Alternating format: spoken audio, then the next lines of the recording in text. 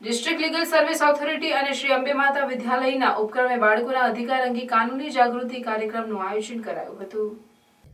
ન્યાય મેળવવા માટે અને ન્યાય સુધી પહોંચવા માટે વ્યક્તિને ઘણા અંતરાયો ઊભા થાય છે, ત્યારે ભરૂચ જિલ્લા કાનૂની સેવા સત્તા મંડળ દ્વારા હાલમાં શાળા કોલેજમાં અભ્યાસ કરતા વિદ્યાર્થીનીઓને કાયદાની જાણકારી આપવા કાર્યક્રમનું આયોજન કરવામાં આવેલ છે, જે અંતર્ગત ભરૂચ શહેર પશ્ચિમ વિસ્તારમાં આવેલ અંબે માતા વિદ્યાલય ખાતે બાળકોના અધિકારો અંગેના સેમિનાર જિલ્લા કાનૂની સત્તા મંડળ ભરૂચના સેક્રેટરી દિલીપ પી તિવારીના અધ્યક્ષસ્થાને યોજાયો।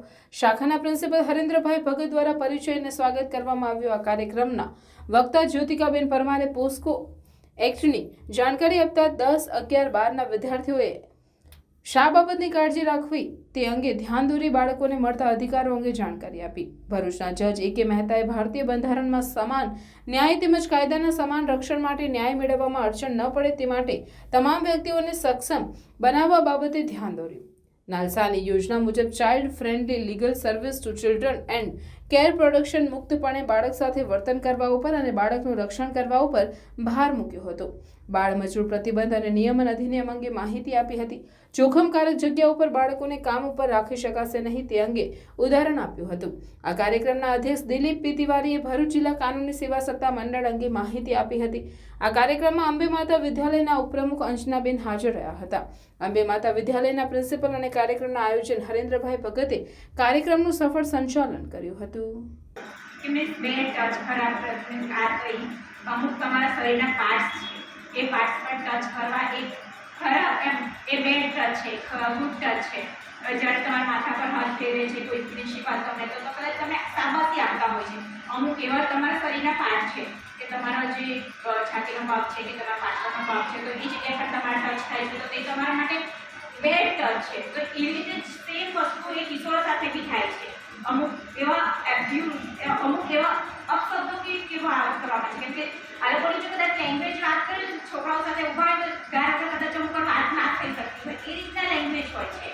અમુક વાર સ્ત્રીઓ સાથેના કેટલીક તમારી આઈ કોન્ટેક્ટ કઈ રીતે તમને વ્યક્તિ હોય છે એ તમારા નોલેજમાં અત્યારે તમારે સોસાયટી એઝ અ હોલ બધાની કલેક્ટિવ રિસ્પોન્સિબિલિટી છે કે એવા બાળકો કે જે સક્ષમ નથી, સમજણ છે તમને બધી રાઈટ, પણ તમે હેલ્પલેસ મહેસૂસ કરતા છો કે મારે આ વસ્તુ જોઈએ છે, મારે ક્યાંથી લેવા જવી, મારે આમ કરવું છે, તેમ કરવું છે, પણ તમારી પાસે સોર્સિસ નથી કાંઈ। એટલા માટે સોસાયટી એટલે કે આપણો સમાજ કલેક્ટિવલી બધા પ્રયત્નો કરતા હોય છે કે બાળકોને તેના હક મળી રહે। પણ હવે આપણે જે પહેલા વાત થઈ એ રીતે તો 12 વર્ષમાંથી આપણે હવે એડલ્ટ તરફ થવા જઈ રહ્યા છીએ। બધા હવે આ કોલેજમાં પ્રવેશ કરશો, બધાને લાગતું હશે કે હવે જલસા ડબલ જલસા કરીશું, અત્યારે જલસા કરીને ડબલ જલસા બુક કરીશું, અત્યારે મેડમ બધા થોડા સ્ટ્રીક્ટ હશે, કોલેજમાં થોડા લિબરલ પડશે, એવું બધું આપ માનતા હશો।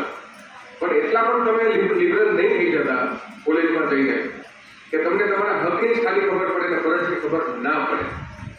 બંધારણ ઉપર પાછા આપીએ તો બંધારણમાં અલગ અલગ બંધારણની શું જરૂર શું છે, કોઈને કોઈ કહી શકશે ખાલી 1 મિનિટ ઊભું થઈને જે ખબર હોય કોઈ બોલવું, કોઈને ખ્યાલ છે? ભારત તો ગુડ ટચ, બેડ ટચ એ વિશે પણ શાળામાં શીખવાડવામાં આવે છે। તો એના ભોગ આપણે ન બનીએ અને ભોગ બનીએ તો શું ક્યાં કેવી રીતે કરી શકીએ એની આપણને આ કાનૂની શિક્ષણ શિબિરમાં ખૂબ સરસ માહિતી આપવામાં આવી। એવો સાહેબો બધા અહીંયા એમનો ટાઈમ કાઢીને આવ્યા, આપણને ખૂબ સરસ માહિતી આપી। એ બદલ સિનિયર જજ શ્રી તિવારી સાહેબ, મહેતા સાહેબ, જ્યોતિકાબેન પરમાર, શાળાના ઉપપ્રમુખ અંજનાબેન પરમાર, શિક્ષક મિત્રો, નામી અનામી એમની ટીમના જે બધા છે એ બધાનો આપણે ખૂબ ખૂબ આભાર માનીએ છીએ। અંબે માતા શાળા પરિવાર એમને ખૂબ ખૂબ આભાર માને છે। જે અરજદાર છે એ અરજી કરશે એટલે અમે એની આવક પુરાવો એટલા કરતા ઓછું હશે તો અમે એમને મફતમાં વકીલ આપશું, જેને ખર્ચો વકીલનો થશે અમે સંસ્થા પૂરી પાડશે। તે રીતે તમામ મહિલાઓને, તમામ શેડ્યુલ કાસ્ટ, શેડ્યુલ ટ્રાઇબ જે પછાત વર્ગના લોકો છે એ લોકોને અને જે બાળકોને બધાને મફતમાં કાનૂની સહાય પાડવા તેમાં સંસ્થા જવાબદારી છે। અને તે ઉપરાંત લીગલ અવેરનેસ ફેલાવવાનું, એટલે છેલ્લો માણસને જે કાયદો છે હાલમાં એની જાણકારી આપવાની જવાબદારી DLSA કહેવાય, DLSA જિલ્લા કાનૂની સેવા સત્તા મંડળની છે। એટલે આપની આજુબાજુમાં એટલે કે આપની ઓળખાણમાં કોઈ એવો માણસ હોય જેને કોઈ કાયદાકીય સલાહ જોઈતી હોય કે કેસ કરવો હોય પણ પોતાની આર્થિક સ્થિતિના કારણે કેસ ના કરી શકતો હોય તો આપ પ્રિન્સિપલ સંપર્ક કરજો એ અમારી કોર્ટમાં 121 નંબર રૂમમાં મેં ઓફિસ છે ડીએલએસની ત્યાં સંપર્ક કરીને કેસ દાખલ કરાવી શકે છે.